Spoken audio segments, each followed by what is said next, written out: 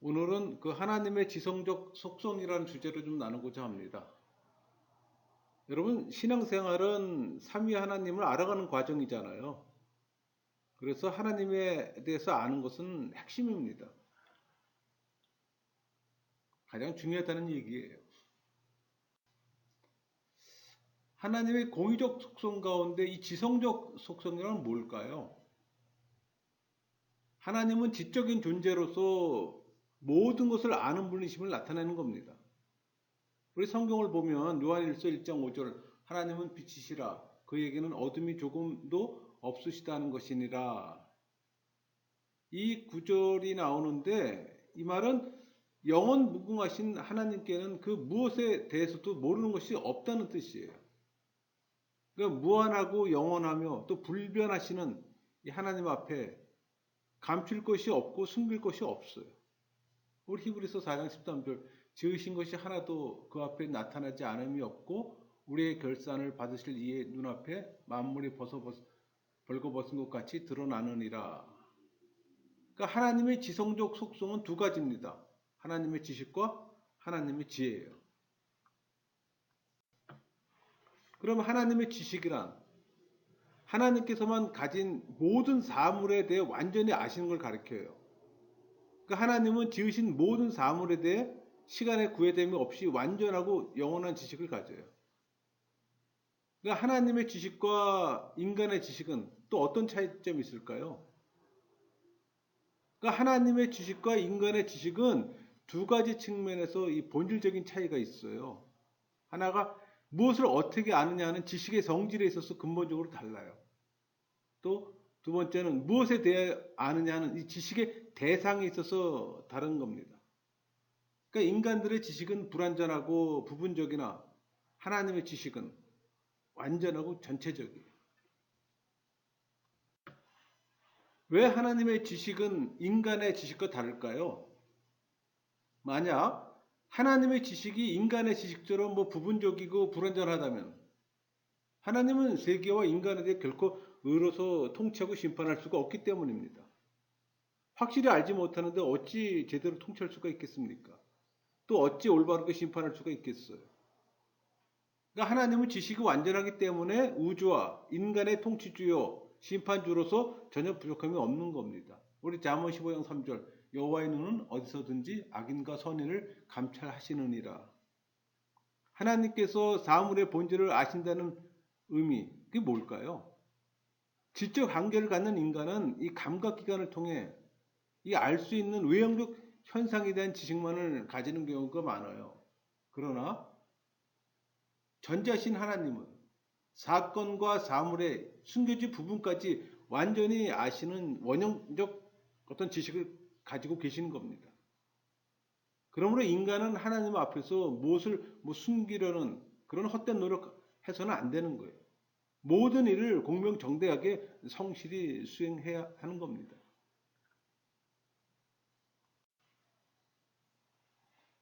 하나님은 인간처럼 어떤 논리적 추론에 의해서 어떤 사실을 파악할까요? 그렇지는 않겠죠. 하나님은 경험이나 추론에 의해서 아는 것이 아니라 직관적인 통찰력으로 완전한 지식을 가지세요. 그러니까 하나님은 직관적 지식을 가짐으로 인간은 하나님을 설득하거나 논리적으로 반박할 수가 없는 겁니다. 따라서 인간에게는 오직 하나님에 대한 순종만 있을 뿐이에요. 하나님께서는 이미 아신 것을 잃어버릴 수도 있을까요? 지적 한계를 갖는 인간은 무엇에 대해 알다고 잃어버릴 수가 있어요. 그러나 영원 불변하시는 하나님은 그 지식에 있어서도 불변하시기 때문에 잊어버릴 수가 없어요. 하나님께서 모르는 것이 없으며 또 하나님 앞에 우리가 숨을 수도 없는 겁니다.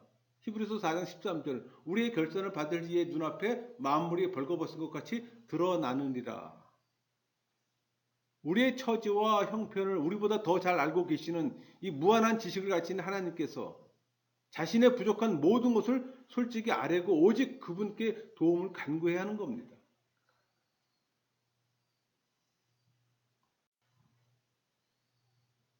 여러분 하나님께서 절대 잃어버리심이 없다면 회개한 자의 죄를 기억지 아니하겠다는 하나님의 말씀은 무슨 뜻일까요? 하나님께서는 당신의 백성들이 비록 죄를 범했다 할지라도 진정으로 회개만 하면 내가 그의 악행을 사하시고 다시는 그 죄를 기억하지 아니하리라고 약속하셨어요. 그게 우리 예레미야 31장 34절이잖아요. 그들이 다시는 각기 이웃과 형제를 가리켜 이르기를 너는 여호와를 알라 하지 아니하리니 이는 작은 자로부터 큰 자까지 다 나를 알기 때문이라. 내가 그들의 악행을 사하고 다시는 그 죄를 기억하지 아니하리라. 여호와의 말씀이니라. 그러나 이는 하나님께서 지식의 부족으로 죄를 망각하셨다는 의미가 아니에요. 하나님의 선하신 의지로 이 회개한 죄에 대해서는 책임을 묻지 않겠다는 의미입니다. 또 이는 회개를 기이 여기시는 이 하나님의 궁휼하심을 강조하는 표현이에요. 그러니까 하나님 지식의 어떤 불변성을 의심하는 것은 성경이 말하고자 하는 바를 바로 이해하지 못하는 무지의 소치입니다. 여러분, 하나님의 지식의 종류는 두 가지가 있어요. 필연적 지식과 이 자유적 지식. 이 하나님의 필연적 지식이란 전능하심으로 모든 사물에 대해 가지는 완전한 지식을 말하는 겁니다. 그러니까 이 지식을 필연적 지식이라고 하는 것은 이것이 뭐 필요나 신적 의지와 어떤 동작에 의해 결정되는 것이 아니라 완전이란 하나님의 어떤 속성상 필연적으로 아는 지식이기 때문이에요. 또 이는 어떤 신적 의지의 어떤 작용이 없이 순전히 신적 지성의 필연적 결과라는 점에서 단순한 지성의 지식이라고도 불립니다. 그럼 이 하나님의 자유적 지식이란 하나님의 의지에 의해 이미 과거에 존재했고 현재도 존재하며 장차 미래에 존재할 모든 사물에 대해 하나님이 가진 지식을 말하는 겁니다. 이 지식을 자유적 지식이라고 하는 이유가 있어요. 이것이 하나님의 자유로운 의지에 따라 일어나는 일들에 대한 하나님 자신의 무한한 지식에 기초하기 때문입니다. 이 지식은 신적 의지에 의해 일어나는 행동에 의해 결정되기 때문에 또 통찰의 지식이라고도 말하기도 합니다. 여러분, 하나님 지식의 대상은 뭘까요? 하나님은 당신 스스로에 대해 완전한 지식을 소유하고 계세요. 또 하나는 하나님은 모든 사물에 대해 완전한 지식을 소유하고 계십니다. 즉 이미 보이는 것, 또 지금 보이는 것, 장차 보일 것, 또 이미 있었던 것, 또 지금 있는 것, 장차 있을 것들에 대해 하나님은 모두 아십니다. 그런 의미에서 하나님의 지식의 대상은 한마디로 모든 것이라고 말할 수 있어요. 그러니까 제한적 지식만을 가지고 있는 인간과는 완전히 구별됩니다. 여러분, 전지란 말, 하나님의 전지란 말 많이 듣잖아요. 하나님의 지식의 완전성을 말하는 겁니다. 하나님은 스스로와 모든 만물에 대해 완전히 아세요. 이런 하나님의 지식을 한마디로 우린 전지라고 얘기하는 겁니다. 하나님은 모든 대상에 대하여 완전한 지식을 소유하신 전지하신 분이시래요. 그러므로 이 불완전한 지식만을 갖고 있는 인간은 완전한 지식을 가지신 하나님을 의지할 수밖에 없는 겁니다. 전지하신 하나님 앞에서 우리는 어떤 자세를 가져야 할까요? 전지하신 하나님께 무엇이든지 숨겨서는 안 되는 거죠. 숨기는 것 자체가 어리석은 일입니다. 성도는 있는 바 그대로 숨김없이 보이고 행한 바 전부를 진솔하게 고백해야 합니다. 하나님께 죄사함을 구하고 또 하나님께 도움을 간구하는 진실한 신앙인이 되어야 되는 겁니다. 이것이 바로 모든 걸 다 아시는 이 전지하신 하나님 앞에서 신실한 신앙인이 해야 할 어떤 삶의 바른 태도이기도 합니다.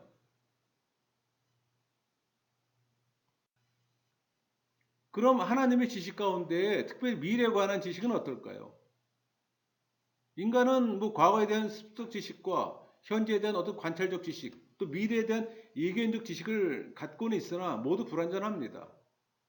왜? 그것은 인간이 유한한 존재이기 때문에. 그러나 하나님은 시간적 초월성 그리고 지성적 완전성을 가진 까닭에 과거와 현재에 대해서는 물론 미래에 대해서도 완벽한 지식을 갖고 계십니다. 그러니까 하나님은 미래까지도 시간을 초월하잖아요. 그러니까 미래를 현재로 파악하심으로 미래에 대해서도 완벽한 지식을 가질 수 있는 겁니다. 그리고 특별히 미래에 관한 이 하나님의 완전한 지식이야말로 시간적 한계 속에 살아가는 사람의 지식으로서는 흉내조차 낼 수 없는 그 하나님의 지식의 그 독특한 일면입니다. 이처럼 미래에 대한 하나님의 완전한 지식을 가리켜 신학적 용어로 예지라고 하는 겁니다. 예지, 이 예지라는 용어가 하나님께 적용될 수 있을까요? 엄밀하게 말하면 예지라는 말은 하나님께 적용될 수가 없어요. 우리 뭐 하나님의 예지라고 얘기는 하는데 그것은 하나님은 모든 시간으로부터 초월하시기 때문이에요. 그러니까 하나님께서는 과거, 현재, 미래 구분이 없어요. 그건 인간에게만 적용되는 거예요. 오로지 항상 영원한 현재만에 존재하기 때문입니다. 그래서 하나님에게는 사실상 이 지식과 예지의 구별이 아예 없는 거예요. 그러니까 우리가 이해하기 쉽게 하기 위해서 그렇게 설명하는 것 뿐입니다. 그럼에도 불구하고 사물들의 존재 사실에 앞서는 이 하나님의 지식을 예지라고 부르는 것은 인간적인 점에서 볼 때 하나님의 미래에 대한 이 전지성을 이런 표현으로 부르는 것이 편리하기 때문에 그렇게 설명하는 것 뿐입니다. 우리에게는 과거가 있고 현재 있고 미래가 있잖아요. 그러나 하나님은 과거, 현재, 미래를 동시에 보고 있는 현재만 있다는 얘기예요. 그래서 영원한 현재라고 얘기하는 겁니다. 시간의 개념이 없는 거예요. 그러니까 우리 이 유한한 존재는 그런 제한 때문에 하나님을 올바로 이해하기가 어려운 거예요. 그러니까 여러분들이 부단히 삼위 하나님에 대해서 알아갈 때 더 깊은 신앙심이 쌓이는 겁니다. 여러분, 하나님의 예지는 사람의 자유의지와 충돌되지 않아요.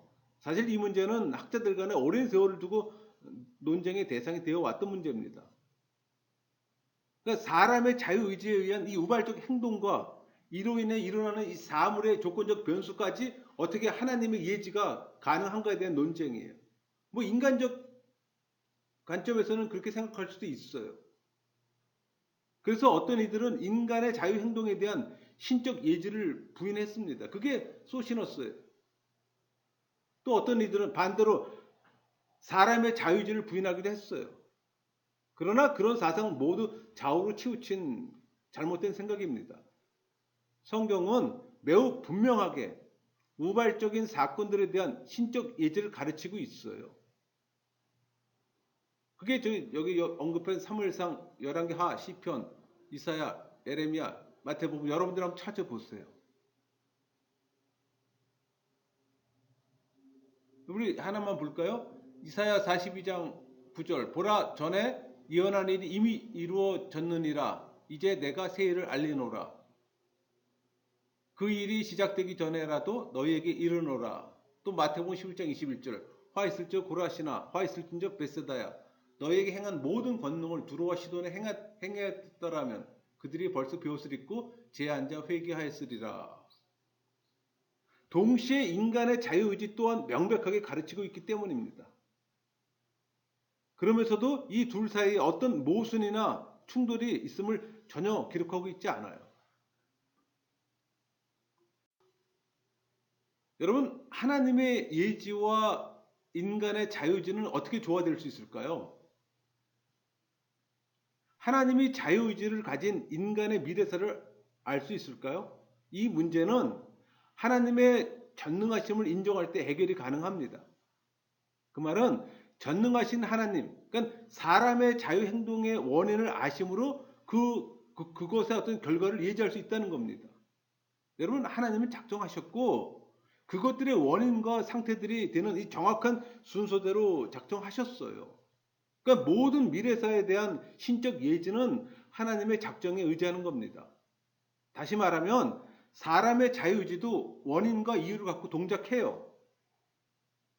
그러니까 궁극적 하나님 작정의 관계를 가지는 겁니다. 따라서 그 결과에 대한 신적 예지는 가능한 거예요. 그러나 우리가 이것을 하나님의 신적 예지와 인간의 자유의지와 조화에 대한 명쾌한 답변으로 받아들이기에는 아직도 여러 난점이 있어요. 따라서 유한한 인간에게 이 문제는 아직까지 신비적 요소로 남아있음을 인정해야 합니다. 완벽한 이해는 어려워요. 여러분 삼위의 하나님 삼일체도 마찬가지잖아요. 피조물이 창조주의 그 세계를 다 알 수는 없잖아요. 그러니까 성경에서 말하는 만큼만 이해하면 되는 겁니다.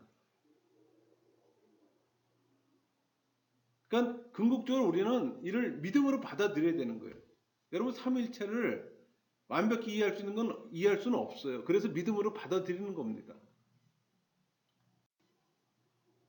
여러분 지식과 지혜의 차이는 뭘까요?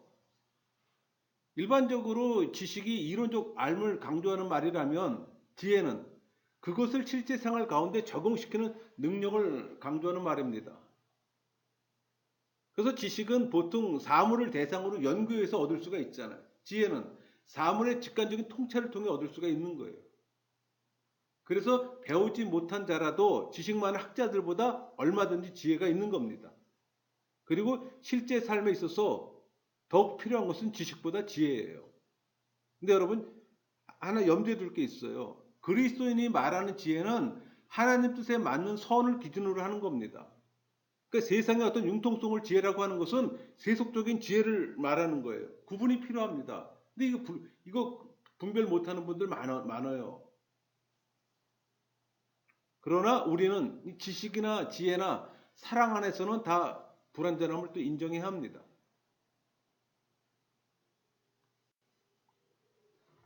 여러분 하나님의 지혜는 어떻게 정의할 수 있을까요? 이 완전한 지식을 소유하신 하나님은 또 완벽한 지혜를 소유하신 분입니다.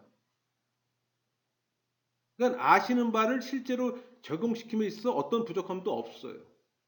그러니까 하나님은 완전한 지식으로 항상 최선의 목적을 작정하시고 또 완벽한 지혜로서 항상 최선의 수단을 선택하사 결국 최선의 결과를 만들어내세요.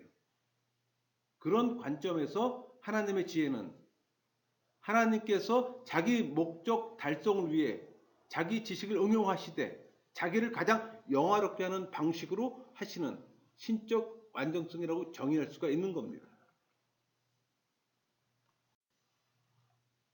여러분 그렇다면 하나님의 지혜는 어떻게 나타날까요? 하나님은 그 지식이 무한하고 영원한 만큼 그 지혜에 있어서도 역시 무한하고 영원합니다. 그 말은 완전한 지식을 최선의 방법으로 실제 적용시킬 수 있는 지혜의 능력이 하나님께는 있다는 겁니다. 그런데 이런 완전한 하나님의 지혜는 특별히 하나님의 창조와 섭리와 구속사역에서 잘 보여져요. 그러므로 하나님의 지혜에 의해 창조된 이 세상에서 성도들은 하나님의 섭리에 따라 살며 또 하나님의 구속의 대상이 되었음을 진정 감사해야 하는 겁니다.